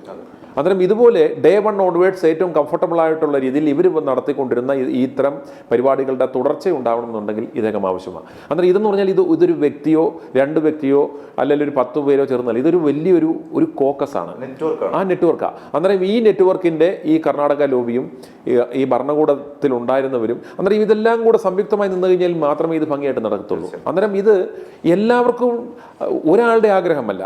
അന്നേരം ഈ സംവിധാനം സക്സസ്ഫുൾ ആയിട്ട് പോകണമെന്നുണ്ടെങ്കിൽ ഈ മാഫിയയുടെ കണ്ണികളായി വർത്തിക്കുന്ന എല്ലാവരുടെയും ആഗ്രഹമാണ് ഇന്നാര് ആ പദവിയിലേക്ക് വരണം എന്നുള്ളത്. അന്നേരം ഇത്രയും ഓവർ എന്തൂസിസം കാണുമ്പോൾ അത് മനസ്സിലാക്കിക്കൊള്ളണം ഇതെന്തിനു വേണ്ടിയാണ്. ഈ ക്യാമ്പയിനുകളെല്ലാം ആ ടീമാണ് ഇവർക്ക് വേണ്ടി ചെയ്യുന്നത്. അന്നേരം വി ഡി സതീശൻ്റെയും ബലം എന്ന് പറഞ്ഞാൽ അപ്രകാരം അവർക്ക് വേണ്ടി മുൻപന്തിയിൽ നിന്ന് കഴിഞ്ഞാൽ സതീശനെ ഏത് തരത്തിലും പ്രൊട്ടക്റ്റ് ചെയ്യേണ്ടുന്നത്, സതീശൻ്റെ ഇമേജ് ടാർണിഷ്ഡ് ആകാതെ അതേളെ സേഫ് ഗാർഡ് ചെയ്യേണ്ടതെന്നുള്ളത് അവരുടെ ആവശ്യമാണ്. പിണറായി വിജയൻ കണ്ടോ, ഇന്ന് വരെ പിണറായി വിജയനെതിരെ ശബ്ദിക്കുവാൻ ഇവിടെ കേരളത്തിൽ ആരെങ്കിലും ധൈര്യപ്പെട്ടിട്ടുണ്ടോ? അദ്ദേഹത്തിനുണ്ടാകുന്ന ഏതെങ്കിലും ഒരു ആക്രമണങ്ങളെ, ആരോപണങ്ങളെ, അത് കേന്ദ്രത്തിൽ നിന്നുള്ളതായിക്കോട്ടെ സംസ്ഥാനത്തു നിന്നുള്ളതായിക്കോട്ടെ ഒപ്പോണൻ്റ് കക്ഷികളുടെ ഭാഗത്തു നിന്നായിക്കോട്ടെ അതിനെ നഖശികാന്തം എതിർക്കുകയും ഒതുക്കുകയും ഇദ്ദേഹത്തെ സംരക്ഷിക്കുകയും ഇദ്ദേഹത്തിൻ്റെ തല ഉയർത്തി നിൽക്കാൻ പറ്റാവുന്ന അവസ്ഥയും ഉണ്ടാക്കുന്ന ആരാണ്? ഈ പിന്നിലുള്ള ശക്തികളാണ്. അന്നേരം വി ഡി സതീശൻ്റെയും കാര്യത്തിൽ വി ഡി സതീശൻ്റെയും പിൻബലം എന്ന് പറയുന്നത് ഈ കാണുന്ന വി ഡി സതീശൻ്റെ പിൻബലവും അവർ തന്നെയാണ്. അതേ നമ്മൾ പറയുന്നുള്ളൂ. തലമുതിർന്ന സീനിയർ നേതാവായിട്ടുള്ളവരാണ് ഇത്തരം ആരോപണം ഉന്നയിക്കുന്നത്, അല്ലാതെ പുറത്തുനിന്നുള്ളവരല്ല. ഇപ്പം കുഞ്ഞികൃഷ്ണനായാലും ടി കെ ഗോവിന്ദനായാലും ഒക്കെ പറയുന്നത് ഇത്തരം ഒരു സാമ്പത്തിക ശക്തി ഉണ്ട്. അത് ഈ കുഞ്ഞികൃഷ്ണൻ കുറച്ചുകൂടെ കടന്ന് രക്തസാക്ഷി തട്ടിപ്പ് വരെ പറയുന്നുണ്ട്. അപ്പോൾ അത് അത്തരം ഒരു നെറ്റ്വർക്ക് ആക്റ്റീവാണ് അവിടെ. സതീശന് ആ നെറ്റ്വർക്കിലുള്ള ആളാണ് എന്ന് അദ്ദേഹം പറയാതെ പറയാണ്. കഴിഞ്ഞ ദിവസം കർണാടകയിൽ പോയി ചെയ്തത് അല്ലേ, ഞാനൊരു NDA ഘടകകക്ഷിയായിട്ടുള്ള നേതാവിന്, അതും അദ്ദേഹത്തിൻ്റെ 2018 അദ്ദേഹം തെരഞ്ഞെടുപ്പ് കമ്മീഷന് കൊടുത്തിട്ടുള്ള കണക്കുകൾ അനുസരിച്ചാണെങ്കിൽ 766 കോടി രൂപയുടെ സ്വത്താണ് കൊടുത്തുള്ളത്. അപ്പോൾ ഔദ്യോഗികമായിട്ട് അത്രയും സ്വത്തുണ്ടെങ്കിൽ എന്തായിരിക്കും മറ്റ് സ്വത്ത്, ആക്ച്വൽ സ്വത്ത് എത്ര ആയിരിക്കും? അപ്പോൾ അങ്ങനെയൊക്കെയുള്ള സാമ്പത്തിക ശക്തിയോട്ട് എന്തിനാണ് ഒരു കോൺഗ്രസ് നേതാവ്? അന്നേരം അത് ഈ പല MLA മാർക്കും ഒരു ആശങ്ക കാണും. അതായത് സതീശനൊപ്പം നിന്നാൽ തങ്ങൾക്ക് എന്താണ് പ്രയോജനം? അതിനെ കൃത്യമായി അത് പറയാതെ പറയുന്നൊരു സന്ദേശമാണ്. കാരണം ഇവിടെ ഒരു കുതിരക്കച്ചവടം നടന്ന് അത് കൂടെ നിർത്തിയതായിട്ട് നമുക്ക് കേരള രാഷ്ട്രീയത്തിൽ നമുക്ക് കേട്ടുകേൾവിയില്ല. ഇത്തവണ റിസോർട്ട് രാഷ്ട്രീയം ഇതുപോലെ ഹൈജാക്ക് ചെയ്ത് കൊണ്ടുപോവുകയും അല്ലെങ്കിൽ ഓരോരുത്തർക്കും കോടികൾ കൊടുത്ത് തങ്ങളുടെ പക്ഷത്തിൽ തീർക്കുന്ന അത്തരം ഒരു രാഷ്ട്രീയത്തെക്കുറിച്ച് നമുക്ക് കേട്ടുകേൾവിയില്ല. എന്നാൽ നിലവിലെ സാഹചര്യത്തിൽ ഭരണം അല്ലെങ്കിൽ ഒപ്പോണൻസിനെ സൈഡിലൈൻ ചെയ്യാൻ വേണ്ടിയില്ല, സ്വന്തം പാർട്ടിയിലെ സാധ്യതയുള്ള നേതാവിനെ ഒതുക്കുവാനായി തനിക്ക് ഫണ്ട് ചെയ്യുവാൻ കേപ്പബിലിറ്റി ഉള്ള ആളിൻ്റെ കാര്യത്തിലും അർത്ഥത്തിൻ്റെ കാര്യത്തിലും അതെ എന്ന് എൻ്റെയിലും അത്തരത്തിൽ പറ്റാവുന്ന ആളുകൾ ഉണ്ടടാ എന്ന് കാണിക്കാനുള്ള ഒരു സന്ദേശം കൂടിയാണത്. അന്നേരം ഇന്ന് എല്ലാവരും സംബന്ധിച്ചിടത്തോളം ഈ പറയുന്ന പാർലമെന്ററി കാര്യ സമിതി എന്നും വിജയിച്ചോർന്നും ഒക്കെ പറയുമ്പോഴും അൾട്ടിമേറ്റ് എല്ലാവരുടെയും ലക്ഷ്യം എന്ന് പറയുമ്പോൾ അവസാനം എനിക്ക് എന്ത് കിട്ടും എന്നുള്ളതായിരിക്കുമല്ലോ. അന്നേരം അപ്രകാരം അതെ അന്നേരം അതുകൊണ്ട് തന്നെ നമ്മൾ ആരുടെ കൂടെ നിൽക്കുന്നു, നമ്മുടെ കൂടെ ആര് നിൽക്കുന്നു എന്നുള്ളത് വളരെ പ്രസക്തമാണ്, പ്രത്യേകിച്ച് രാഷ്ട്രീയത്തിൽ. അന്നേരം സതീശനെ സംബന്ധിച്ചിടത്തോളം ഞാൻ ഒറ്റയ്ക്കല്ല എന്നൊരു സന്ദേശം ചില സുപ്രധാനമായ ഘട്ടത്തിൽ ചിലർക്ക് കൊടുക്കേണ്ടത് ആവശ്യമാണ്. അതെ അതെ അതെ അതെ അതിനെ എങ്ങനെ വേണമെങ്കിലും നമുക്കത് ഇന്റർപ്രറ്റ് ചെയ്യാം. അതിന് അവരും ആഗ്രഹിക്കുന്നത് തന്നെയാണ്. അതിന് ഒരു കൃത്യമായ ഇതാണ് അതിന്റെ നെറേറ്റീവ് എന്ന് കൊടുക്കാതെ അത് fill in the blanks with suitable words എന്ന് പറഞ്ഞാൽ അവനവന്റെ മനോധർമ്മവും ഓരോരുത്തരുടെയും ഒരു ഇന്റലക്ച്വൽ അതെ അവരുടെ വ്യാഖ്യാനത്തിന് വേണ്ടി ഈ ഒരു ഓപ്പൺ എൻഡഡ് ഇതായിട്ട് അങ്ങ് വിടുകയാണ് ചെയ്യുന്നത്. അതാണ് നമ്മൾ കണ്ടത്. വലിയ ഭൂരിപക്ഷമാണ് കിട്ടിയിട്ടുള്ളത്. 102 വോട്ടിന്റെ ഭൂരിപക്ഷമാണ് UDF ഇത്തവണ കിട്ടിയിട്ടുള്ളത്. അതുകൊണ്ട് തന്നെ സതീശൻ മുഖ്യമന്ത്രിയാകും എന്ന് മുൻകൂട്ടി പ്രഖ്യാപിക്കുകയും ചെയ്തിട്ടുണ്ട്. സതീശനെ സംബന്ധിച്ച് ഏതറ്റം വരെയും എന്തും ചെയ്യുന്ന ആളാണെന്ന് നമുക്കറിയുകയും ചെയ്യാം. ആ സാധ്യത ഉപയോഗപ്പെടുത്തുമോ? അപ്പോൾ നമ്മൾ മനസ്സിലാക്കേണ്ടത് ഒരു കാര്യം, ഇത്രത്തോളം എത്തിയില്ലേ, അതായത് ഇത്രത്തോളം റെസിസ്റ്റൻസ് ഉണ്ടായിട്ടും സതീശനെതിരെ ഇത്തരം ആരോപണങ്ങൾ ഉണ്ടായിട്ടും ഇത്തരം കൃത്യമായ, അതായത് ഒറ്റപ്പെട്ട ശബ്ദത്തിൽ നമ്മളിലൂടെ ആണെങ്കിലും അതൊരു നേർത്ത ശബ്ദമാവാം. അന്നേരം ഇവരുടെ PR സംവിധാനങ്ങളും വളരെ സുസജ്ജമായ സംവിധാനങ്ങളും ഉപയോഗിച്ച് അതിനെയെല്ലാം ഓവർലാപ്പ് ചെയ്യുന്ന രീതിയിൽ വലിയ ഷെല്ലിംഗ്, ന്യൂസ് ഷെല്ലിംഗ് തന്നെ നടത്തുവാൻ അവർക്ക് കപ്പാസിറ്റി ഉണ്ട്. അത് അവർ നടത്തിക്കൊണ്ടിരിക്കുന്നു. അത് ഇപ്പോഴും നടത്തുന്നു, നാളെയും നടത്തുന്നു. നമ്മളെ സംബന്ധിച്ചിടത്തോളം നമ്മളത് ITV ന്യൂസിനെ സംബന്ധിച്ചിടത്തോളം നമുക്ക് വലിയ ഭീഷണികളുണ്ട്. പലരും ഭീഷണിപ്പെടുത്തുന്നു, നിങ്ങൾക്ക് ഇതിൻ്റെ ആവശ്യമുണ്ടോ, ഇനിയെങ്കിലും നിർത്തിക്കൂടെ, സതീശൻ ആ ലക്ഷ്യത്തിലേക്ക് നടന്നുകൊണ്ടിരിക്കുകയാണ് എന്ന് പറയുമ്പോൾ പോലും നമ്മൾ എടുത്ത ആ നിലപാടിൽ ഉറച്ചു നിന്നുകൊണ്ട് അതിൻ്റെ യാഥാർത്ഥ്യങ്ങൾ നമ്മൾ വീണ്ടും വീണ്ടും വിളിച്ച് പറയുവാൻ കാരണം ഇതാണ് മാധ്യമധർമ്മം. അതല്ലാതെ എല്ലാവരും ഇങ്ങനെ പറയുന്നു അതുകൊണ്ട് ഞങ്ങളും അതിൻ്റെ കൂടെ കൂടുന്നു എന്ന് പറയുവാൻ നമുക്കാവത്തില്ല. നമ്മളെ സംബന്ധിച്ചിടത്തോളം കൃത്യമായ നമ്മുടെ ഉത്തമ ബോധ്യത്തിൻ്റെയും നമ്മളുടെ കൃത്യമായ ധാരണകളുടെയും വിവരങ്ങളുടെയും അടിസ്ഥാനത്തിൽ നമ്മുടെ ആ ബോധ്യങ്ങളെ പ്രേക്ഷകരുമായി പങ്കുവെക്കുകയാണ്. അത് കേൾപ്പാൻ ചെവിയുള്ളവർ കേൾക്കട്ടെ എന്ന് നമുക്ക് പറയാൻ പറ്റത്തുള്ളൂ. സതീശനെ സംബന്ധിച്ച് മറ്റൊരു കാര്യം പറയുമ്പോൾ സുനിൽ പറഞ്ഞതായിട്ട് കൂട്ടി വായിച്ചാൽ ഇത്തവണ പിണറായിയും നിയമസഭയിലുണ്ട്. അപ്പോൾ വലിയ മാറ്റം കാണാൻ സാധ്യതയില്ല. അതുകൊണ്ടാണ് ഇപ്പോൾ പിണറായി സീസൺ 3 യാതൊരു മാറ്റവും നമുക്ക് ഒരു ഫീൽ ഗുഡ് ഫാക്ടർ, എന്താ പറഞ്ഞു, ഒരു പാരഡൈം ഷിഫ്റ്റ്, ഒരു മാറ്റം, ഒരു 10 വർഷത്തിന് ശേഷം ഒരു പാരഡൈം ഷിഫ്റ്റ് നമ്മൾ ആരും പ്രതീക്ഷിക്കരുത്. അതുണ്ടാവില്ല. കാരണം ഈ പറയുന്ന പോലെ ഇവർക്ക് കൃത്യമായ വ്യക്തമായ ലക്ഷ്യങ്ങളുമുണ്ട്. അന്നേരം അതിനകത്ത് വലിയ ഒച്ചയും ബഹളവും ഒന്നും ഉണ്ടാക്കാതെ പരമാവധി കട്ട് മുടിപ്പിച്ച് ആ ഒരു ടെനുവർ സേഫായിട്ട് ഞങ്ങളെ പോകാൻ അനുവദിക്കുക. ഞങ്ങൾ വലിയ വിവാദങ്ങൾക്കോ അടിപിടിക്കോ ഒന്നുമില്ല. ഞങ്ങൾ കൃത്യം നമുക്കറിയാം എവിടാണ് ഞങ്ങളുടെ ലക്ഷ്യം, ഇന്നതാണെന്ന് ഞങ്ങൾക്കറിയാം. ഞങ്ങൾ അതിലേക്ക് പോകുമ്പോൾ വെറുതെ അനാവശ്യപ്പെട്ട് അലോസരങ്ങളൊന്നും ഉണ്ടാക്കി ഇതാക്കരുതെന്ന് പറയും. ഒരു പോക്കായിരിക്കും പോകുന്നത്. അന്നേരം പിണറായിയെ സംബന്ധിച്ചിടത്തോളം പിണറായി നിയമസഭയിലുണ്ട്. അന്നേരം ഇതിൻ്റെ ഒരു റെസിപ്രോക്കേഷൻ ആയിരിക്കും ഉണ്ടാകുന്നത്. കഴിഞ്ഞ തവണ 10 കൊല്ലം പിണറായി വിജയന് യാതൊരു അല്ലലും അലച്ചിലും ഇല്ലാതെ, റെസിസ്റ്റൻസും ഇല്ലാതെ, ഒരു പ്രതിഷേധമോ ഒരു ഹർത്താലോ ഇല്ലാതെ കക്കാനും മുക്കാനും അവസരം കൊടുത്ത ആ വി.ഡി. സതീശനോടുള്ള ആദരസൂചകമായി അവരെങ്ങനെയാണോ ആ പരിപാടി ചെയ്തത്, ഇവിടെ യുവമാർ നടത്തുന്നതിൻ്റെ എല്ലാം കഴിഞ്ഞ പ്രാവശ്യം മുൻപ് എങ്ങനെയാണോ 50% കിട്ടിയത്, അത് ഈ തവണ ഇവർക്കും കിട്ടുമെന്നുള്ളത് കൊണ്ട് തന്നെ ഇവരും ഒരു ചുമ്മാ ആളുകളെ പറ്റിക്കാൻ വേണ്ടിയുള്ള ചുമ്മാ ഈ സഭയിൽ നിന്നുള്ള ചീത്തവിളി, മാധ്യമങ്ങളുടെ മുന്നിൽ നിന്നുള്ള ചീത്തവിളി, അതിനുശേഷം വൈകുന്നേരം ഒരുമിച്ച് കന്റോൺമെൻറ്റ് ഹൗസിലോ ക്ലിഫ് ഹൗസിലോ ഒരുമിച്ച് നിന്ന് 2 എണ്ണം വീശുന്ന ഒരു നാടകമായിരിക്കും നടക്കാൻ പോകുന്നത്. അതിനപ്പുറത്തേക്കൊന്നുമില്ല. ജനങ്ങളെ സംബന്ധിച്ചിടത്തോളം എന്താ പറയുന്നത്, പുറകിലിറങ്ങി വലിയ പ്രസ്താവനകളൊക്കെ നടക്കുന്നുള്ളല്ലാതെ കാര്യമായ ഒരു മാറ്റവും ഉണ്ടാകാൻ പോകത്തില്ല. ചുരുക്കത്തിൽ ഭരണമാറ്റം എന്ന് പറയുന്നത് ജനങ്ങൾക്ക് അനുഭവപ്പെടില്ല. സതീശനാണ് വരുന്നതെങ്കിൽ നമുക്ക് നിസ്സംശയം പറയാം അപ്രകാരം ഒരു ഭരണമാറ്റം അനുഭവേദ്യമാകില്ല. അത് ഈ പറഞ്ഞ കാരണങ്ങൾ കൊണ്ടാണ്. തീർച്ചയായിട്ടും. അപ്പോൾ അത്തരത്തിലായിരിക്കണം പിന്നെ വരാനുള്ള സാധ്യത. ഒരു പക്ഷേ സതീശൻ വന്നു കഴിഞ്ഞാൽ ഒരു ഭരണമാറ്റം എന്ന ഒരു ഫീല് സുനിൽ ഇതുവരെ പറഞ്ഞതിൻ്റെ അടിസ്ഥാനത്തിൽ ഒന്ന് ചുരുക്കി പറഞ്ഞാൽ അത്രയാണ്. കഴിഞ്ഞ ചർച്ച ഞങ്ങൾ KC വേണുഗോപാലുമായിട്ട് ബന്ധപ്പെട്ട് 99% സാധ്യതയാണ് പറഞ്ഞല്ലേ, 1% സാധ്യത ഒഴിച്ചിട്ടിരുന്നു. അതെ അത് രാഷ്ട്രീയമാണ്, അത് അട്ടിമറിക്കപ്പെടാം, അത് അട്ടിമറിക്കപ്പെടാം. ഈ നമ്മൾ ഈ സോഷ്യോപാത്തുകളുടെ ഒരു പേഴ്സണാലിറ്റി ട്രേറ്റ്സിനെ കുറിച്ച് നമ്മൾ പറഞ്ഞു, എന്ത് വില കൊടുത്തും എങ്ങനെയും കരസ്ഥമാക്കുക. അതുകൊണ്ട് ആ ഒരു സാധ്യത, ആ 1% സാധ്യതകളെ പോലും അവർ ഏറ്റവും വലിയ സുവർണാവസരമായി ഉപയോഗിച്ചേക്കാം. അതിനുള്ള സാധ്യതയും നമുക്ക് തള്ളിക്കളയുവാൻ സാധിക്കത്തില്ല.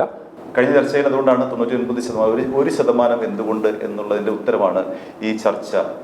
അതിന്റെ കുറച്ചുകൂടി ഒരു വ്യക്തത വരുത്തുവാൻ വേണ്ടി ആ 1% എന്താണെന്നതിന്റെ വ്യക്തത വരുത്താൻ വേണ്ടിയിട്ടാണ് ഈ ഒരു ചർച്ച സംഘടിപ്പിച്ചത്. അപ്പോൾ വീണ്ടും അടുത്ത വിഷയമായിട്ട് കാണാം. നമസ്കാരം. i2i News, an eye for truth. i2i News subscribe ചെയ്തിട്ടില്ലാത്തവർ ഇപ്പോൾ തന്നെ സബ്സ്ക്രൈബ് ചെയ്യുക. നോട്ടിഫിക്കേഷൻ ലഭിക്കുവാൻ ബെൽ ബട്ടണും അമർത്തുക.